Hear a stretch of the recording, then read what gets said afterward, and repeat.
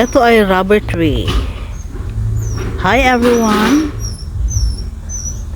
The plants that I'm going to feature for today are number 1, the rubber trees.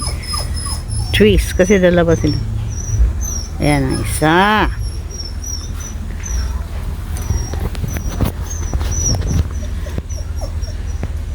Bagong ano lang ito.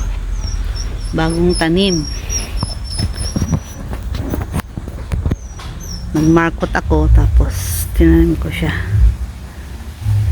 sa pangatlong markot na yan.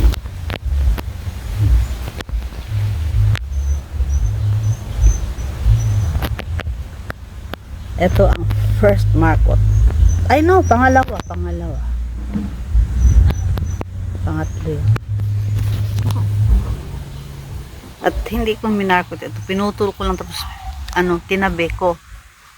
After siguro how many weeks, may gamot na siya. So kinuha ko, tinanim ko na lang. Ayan na siya ngayon. Maganda, di ba? Kasi top part of the plant. Ito naman, yun ang pinutulan ko nun. Eh mahaba pa. Nagmarkot ako dyan. Pag gamot yan, puputulin ko na naman at itatanim.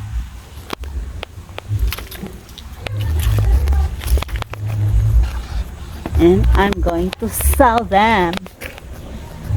Sinong gusto ng rubber trees?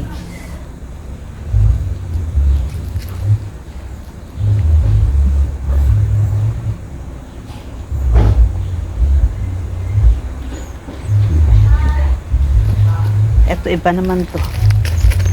Maganda to. Maganda siya. Ganda ang design. Isulat ko na lang yung pangalan niya kasi nakalimutan ko na naman. Ayan siya. Pinutol ko na yan kasi yan ang mother dyan. Pinatabi ko muna kasi wala pa akong pagtatamnan. Ayan siya. Ito iba naman to.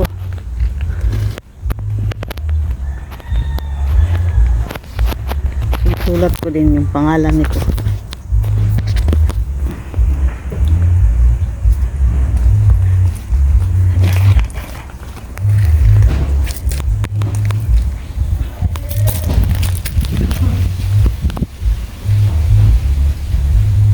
Ibang tanim naman.